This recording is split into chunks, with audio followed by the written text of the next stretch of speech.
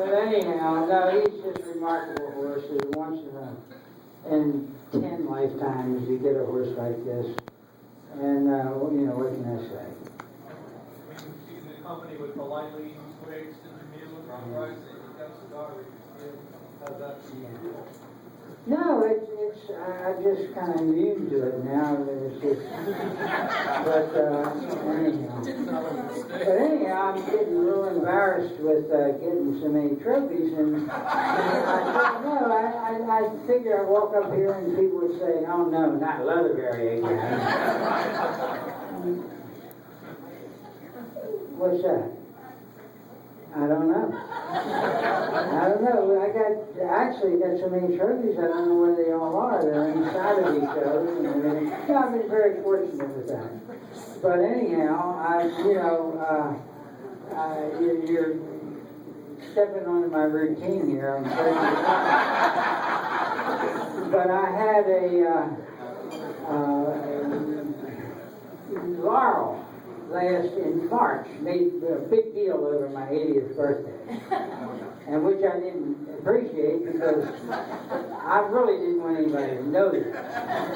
I had a lot of people fooled thinking I was younger than that, but they plastered it everywhere, in television, and posters made, little buttons you could put on. Leatherbury's 80 years old, Leatherbury's 80 years old.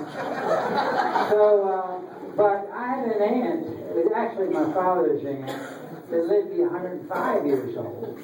And when she had her 100th birthday, she said, oh, how nice it would be to be 80 again. She looked at her over the crowd and said, to be 80 again. But anyhow, and that reminds me of an old Henny Youngman joke. As the guy goes to the doctors, and the doctor says, you're in great shape, you live to be 80. The guy said, I am 80. He said, see what I tell you.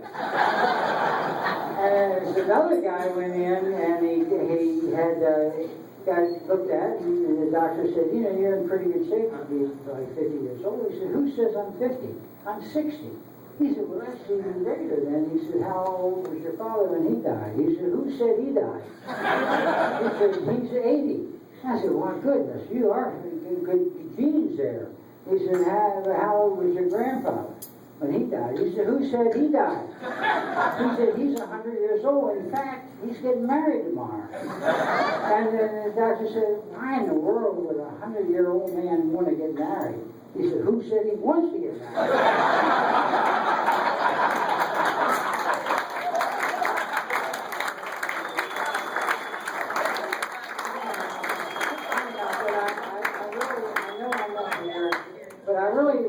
Feel good, and I think young, and I feel young. If it wasn't for that one thing, I'd go down to my family plot at the cemetery, and it's right where I'm going to be buried. The only thing worries me is a little sign that says "Coming Soon." But I did have to get my eyes fixed because I was, when you're handicapping, the 6s look like 8s, and the 8s, 9s look like 4s, and you really. So I kept getting stronger glasses until finally I went to the eye doctor, and he said, no, you got cataracts, you have to get them taken out. So I got them taken out, and it worked fine. I could see. The only problem with that, I looked in the mirror, I aged 20 years.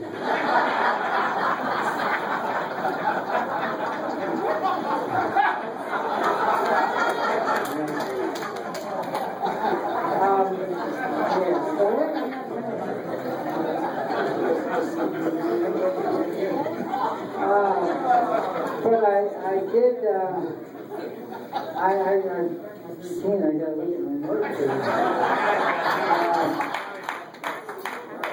But I did, this is interesting. I had a neighbor die, an elderly woman die.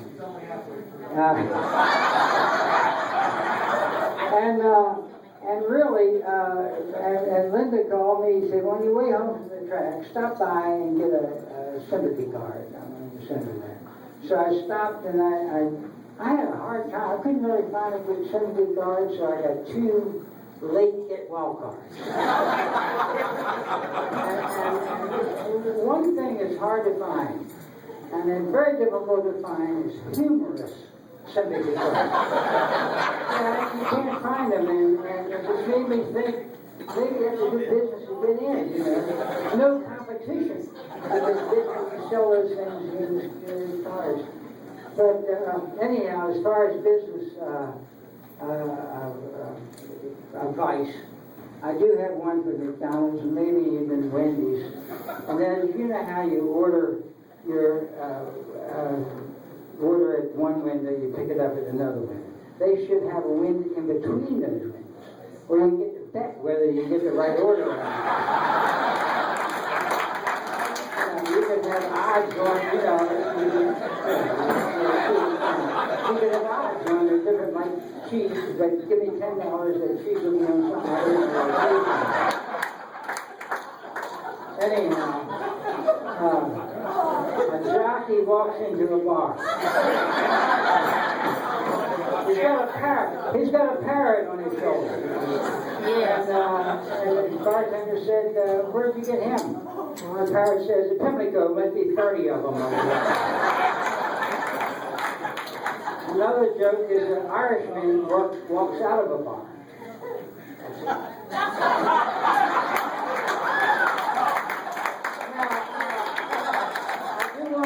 I do want to end. I have a serious story. It's a good story. If anybody remembers Hal Faggett II, great guy, and he was our president one time in the Maryland Horse Breeders. Anyhow, I'm going way back to Bowie. A long time ago, where Christian Cannon made his debut. One is Otis Cullen had him on a horse that he comes with. Second win of his life was one of the Leatherbury horses. I'm not bragging on that, but that's a fact. The first stake win ever in his life on Leatherbury horse. I'm not bragging on that either, but it happened. It's fact. But Hal was running an entry in a Maryland bred race. All of you will like this story. So Hal's sitting there, he's got an entry, Maryland bred race, is either 5 or 6 horses, remember. It was at Bowie. Now Bowie had, one of the entrances was at where the paddock was, and the other entrance was way down the opposite end of the stands. But they had a door in the middle, this is part of the story, the door in the back of the grandstands that ran along right in the center of it where you could go out. So anyhow, I'm sitting behind in Hal in the box. He's him and his trainers in there. So his horses break out, entry 1 and 1A, open up on the field. Down the backside, they're 5 lengths in front of the horses. They go around, they're head and head, battling it out. Coming into the stretch, and of course, they're killing each other off. So here comes the rest of the field, galloping on by. They run last and next to last. The trainer says to Hal, should we go down and talk to the riders? He says, talk to the riders? We have just made complete fools of ourselves. Let's just get out of here and use that back door where nobody can see us. Anyhow, when you run Ben Scatto, you don't have to go to the back door, you can go to the front door.